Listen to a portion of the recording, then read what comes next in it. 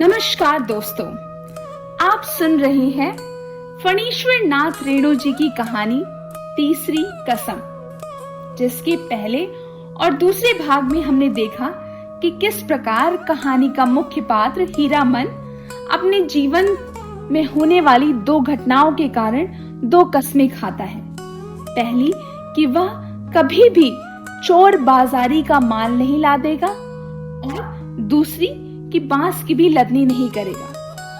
फिर उसके जीवन में एक महिला सवारी को अपने गंतव्य तक पहुंचाने का काम आता है, जिससे वह बिल्कुल परिचित नहीं था। परंतु उस महिला सवारी की फेनु गिलासी महीन बोली और उससे आने वाली चंपा की सुगंध हीरामन के अंतर्मन में कहीं न कहीं प्रेम का भाव जागृत कर रही थी, जिससे वो खुद भी परिचित नहीं था। वह इस सफर में हीराबाई से एक मित्र की भांति वार्तालाप करता है, परंतु उसके कुछ न कुछ काम इस बात की ओर इशारा करते हैं कि हीरामन के मन में हीराबाई के लिए एक प्रेम पूर्वक झुकाव दिखता है। सामने से आने वाली गाड़ियों के आने पर उसका हीराबाई के लिए पर्दा गिराना और साइकिल वाले की नजरों से उसको बचाने के प्रयास, ये सब हीरामन के अप्रत्यक्ष प्रेम की ओर इशारा करते हैं। हीराबाई लौटकर आई तो उसने हंसकर कहा, अब आप गाड़ी का पहरा कीजिए, मैं आता हूं तुरंत। हीरामन ने अपनी सफरी झोली से सहेजी हुई गंजी निकाली, गमछा झाड़कर कंधे पर लिया और हाथ में बाल्टी लटका कर चला। उसके बैलों ने बारी बारी से हुंक हुंक करके कुछ कहा। हीरामन ने जाते जाते उलट कर कहा, हाँ हाँ, प्यास सभी को लगी है, लौट कर आता हूं तो घास दूंगा, बदमाशी मत करो। बैलों ने कान हिलाए। नहा धोकर कब लौटा हीरामन, हीराबाई को नहीं मालूम। कजरी की धारा को देखते देखते उसकी आंखों में रात की उचटी हुई नींद लौट आई थी। हीरामन पास के गांव में जलपान के लिए दही चूड़ा चीनी ले आया था। उठिए, नींद तोड़िए, 2 मुट्ठी जलपान कर लीजिए। हीराबाई आंखें खोलकर अचरज में पड़ गई। एक हाथ में मिट्टी के नए बर्तन में दही, केले के पत्ते, दूसरे हाथ में बाल्टी भर पानी, आंखों में आत्मीयता पूर्ण अनुरोध। इतनी चीजें कहां से ले आए? इस गांव का दही नामी है, चाह तो फरबीसगंज जाकर ही पाइएगा। हीरामन हंसा। दुल्हनिया, लाली लाली डोलिया दुल्हनिया पान खाती हैं, दूल्हा की पगड़ी में मुंह पोंछती हैं। ओ दुल्हनिया, तेग छिया गांव के बच्चों को याद रखना, लौटती बेर गुड़ का लड्डू लेती है यो, लाख बरस तेरा दूल्हा जिए। कितने दिनों का हौसला पूरा हुआ है हीरामन का। ऐसे न जाने कितने सपने देखे हैं उसने। वह अपनी दुल्हन को लेकर लौट रहा था। हर गांव के बच्चे तालियां बजाकर गा रहे थे। हर आंगन से झांक कर देख रही हैं औरतें। मर्द लोग पूछते हैं, कहाँ की गाड़ी है, कहाँ जाएगी?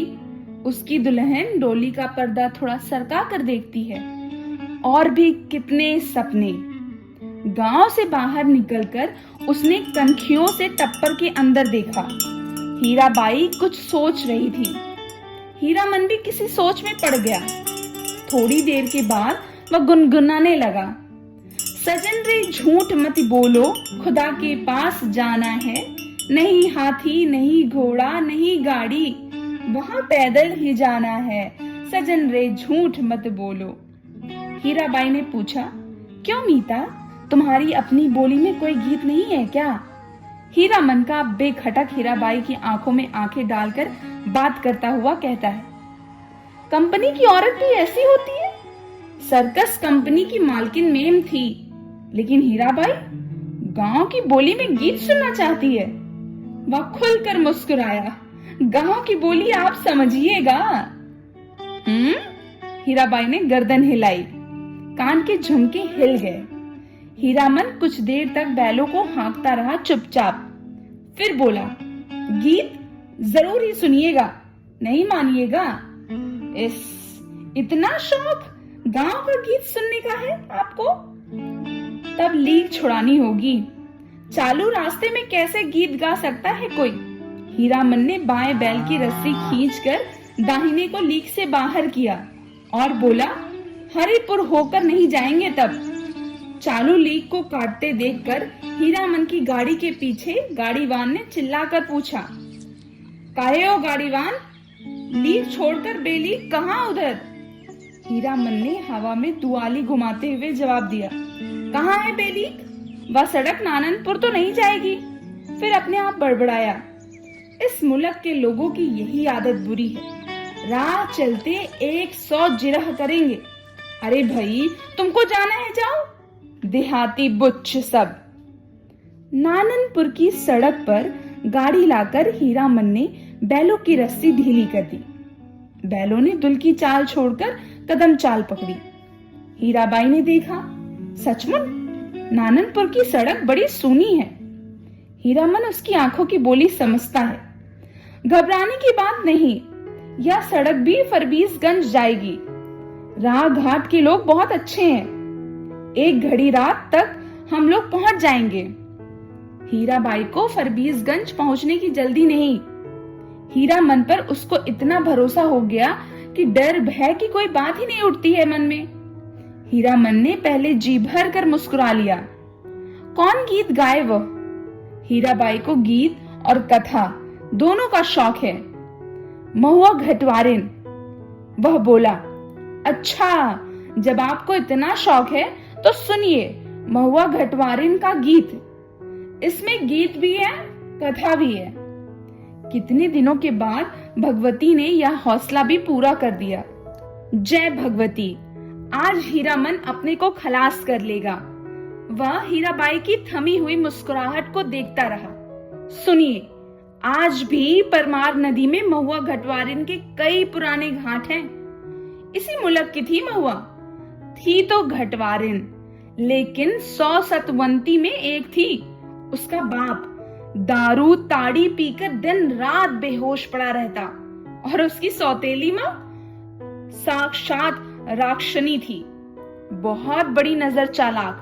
रात में गांजा दारू अफीम चुरा कर बेचने वालों से लेकर तरह तरह के लोगों से उसकी जान पहचान थी। सबसे घुट्टी भर हेल मेल। महुआ कुमारी थी, लेकिन काम कराते कराते उसकी हड्डी निकाल दी थी राक्षनी ने। जवान हो गई, कहीं शादी ब्याह की बात भी नहीं चलाई उसने। एक रात की बात सुनिए।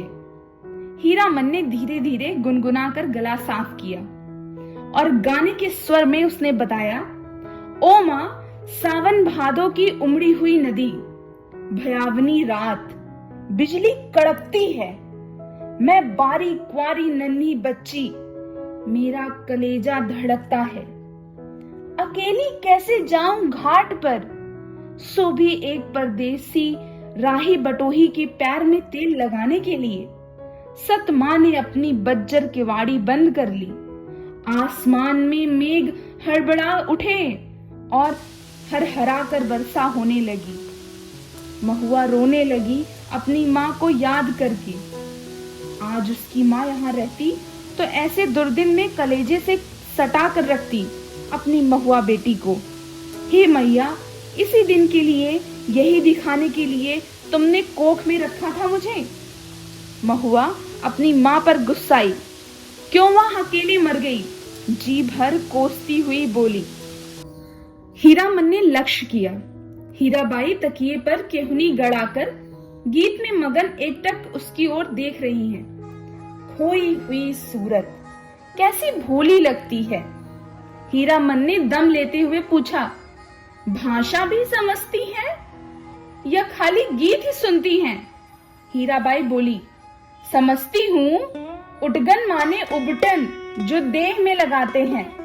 हीरामन ने विस्मित होकर इस सो रोने धोने से क्या होए? सौदागर ने पूरा दम चुका दिया था महुआ का। बाल पकड़कर घसीटता हुआ नाव पर चढ़ा और मांझी को हुक्म दिया, नाव खोलो, पाल बांधो। पाल वाली नाव पर वाली चिड़िया की तरह उड़ चली। रात भर महुआ रोती छटपटाती रही। सौदागर के नौकरों ने बहुत डराया धमकाया, चुप रहो नहीं तो उठाकर पानी में फेंक देंगे। बस महुआ की बात सूझ गई। भोर का तारा मेघ की आड़ से जरा बाहर आया, फिर छिप गया। इधर महुआ भी छपाक से कूद पड़ी पानी में। सौदागर का एक नौकर महुआ को देखते ही मोहित हो गया था। महुआ की पीठ पर वह भी कूदा। उल्टी धारा में तैरना नहीं, सो भी भरी भादों की नदी में। महुआ असल घटवारिन की बेटी थी। मछली भी भला थकती है पानी में?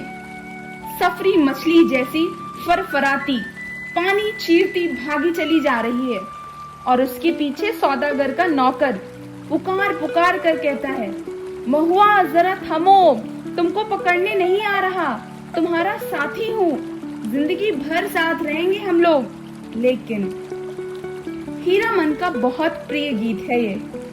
महुआ घटवारिन गाते समय उसके सामने सावन भादों की नदी उमड़ाने लगती है। अमावस्या की रात और घने बादलों में रह रहकर बिजली चमक उठती है। उसी चमक में लहरों से लड़ती हुई बारी कुमारी महुआ की झलक उसे मिल जाती है। सफरी मछली की चाल और तेज हो जाती है। उसको लगता है वह खुद सौदागर का नौकर है। महुआ कोई बात नहीं सुनती, प्रतीत करती नहीं, उलटकर देखती भी नहीं, और वह थक गया तैरते तैरते। इस बार लगता है महुआ ने अपने को पकड़ा दिया, खुद भी पकड़ में आ गई है। उसने महुआ को छू लिया है, पा लिया है। उसकी थकान दूर हो गई है। 15-20 साल तक उमड़ी हुई नदी की उल्टी धारा में तैरते हुए उसके मन को किनारा मिल गया है। आनंद के आंसू कोई रोक नहीं मानते। उसने हीराबाई से अपनी गीली आंखें चुराने की कोशिश की, किंतु हीरा तो उसके मन में बैठी न जाने कब से सब कुछ देख रही थी। हीरामन ने अपनी कांपती हुई बोली को काबू में लाकर बैलों को झिड़की दी। इस गीत में न जाने क्या है कि सुनते ही दोनों थसथसा जाते हैं। लगता है 100 मन बोझ लाद दिया है किसी ने। हीराबाई लंबी सांस लेती है। हीरामन के अंग अंग में उमंग समा जाती है। तुम तो उस्ताद हो मीता। इस आसिन कार्तिक का सूरज 2 बांस दिन रहते ही कुम्हला जाता है। सूरज डूबने से पहले ही नननपुर पहुंचना है। हीरामन अपने बैलों को समझा रहा है, कदम खोलकर और कलेजा बांध कर चलो। छी बड़े मयान। नननपुर तक वह अपने बैलों को ललकारता रहा। हर ललकार के पहले वह अपने बैलों को बीती हुई बातों की याद दिलाता। याद नहीं, चौधरी की बेटी की बारात में कितनी गाड़ियां थी, सबको कैसे मात दिया था। हाँ, वही कदम निकालो, ये बहुत सही। नननपुर से फरबीसगंज 3 कोस 2 घंटे और। नननपुर के हाट पर आजकल चाय भी बिकने लगी है। हीरामन अपने लोटे में चाय भरकर ले आया। कंपनी की औरत को जानता है वह, सारा दिन घड़ी घड़ी भर में चाय पीती रहती हैं। चाय है जान। हीरा हंसते हंसते लोटपोट हो रही थी। अरे, तुमसे किसने कह दिया कि कुंवारे आदमी को चाय नहीं पीनी चाहिए? हीरामन लजा गया। क्या बोले वह? लाज की बात। लेकिन वह भोग चुका है एक बार। सर्कस कंपनी की मेम के हाथ की चाय पीकर उसने देख लिया है, बड़ी गरम तासीर। पीजिए गुरुजी। हीरा हंसी। नननपुर हाट पर ही दिया बाती जल चुकी। हीरामन ने अपने सफरी लालटेन जलाकर पिछवा में लटका दिया। आजकल शहर से 5 कोस दूर के गांव वाले भी अपने को शहरू समझने लगे हैं। बिना रोशनी की गाड़ी को पकड़कर चलान कर देते हैं। 12 बखेड़ा आप मुझे गुरुजी मत कहिए, तुम तो मेरे उस्ताद हो। हमारे शास्त्र में लिखा हुआ है, एक अक्षर सिखाने वाला भी गुरु और एक राग सिखाने वाला भी उस्ताद। शास्त्र पुराण भी जानती है, मैंने क्या सिखाया? मैं क्या? हीरा हंसकर गुनगुनाने लगी, सावन भदवा के रे। हीरा मन अचरज के मारे गूंगा हो गया। इतना तेज जहन, हूबहू महुआ घटवारिन। गाड़ी सीताधार की एक सूखी धारा की उतराई पर गड़गड़ा कर नीचे की ओर उतरी। हीरा मन ने हीरा बाई का कंधा धर लिया एक हाथ से। बहुत देर तक हीरा मन के कंधे पर उसकी उंगलियां पड़ी रही। हीरा मन ने नजर फिरा कर कंधे पर केंद्रित करने की कोशिश की कई बार। गाड़ी चढ़ाई पर पहुंची तो हीरा की ढीली उंगलियां फिर तन गई। सामने फरबीसगंज शहर की रोशनी झिलमिला रही थी। शहर से कुछ दूर हटकर मेले की रोशनी टप्पर में लटके लालटेन की रोशनी में छाया नाचती है।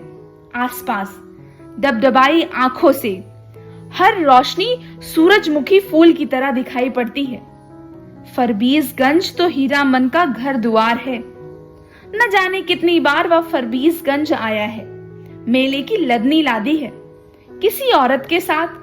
हाँ, एक बार उसकी भाभी जिस साल आई थी गौने में, इसी तरह तिरपाल से गाड़ी को चारों ओर से घेर कर बासा बनाया गया था। हीरा मन अपनी गाड़ी को तिरपाल से घेर रहा है। गाड़ीवान पट्टी।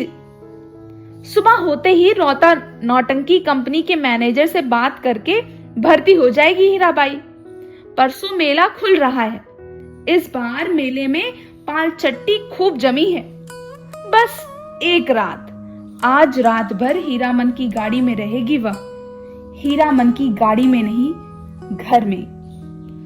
आगे की कहानी जानेंगे हम इसके अगले भाग में। सुनते रहिए फणीश्वर नाथ रेणु जी की कहानी तीसरी कसम।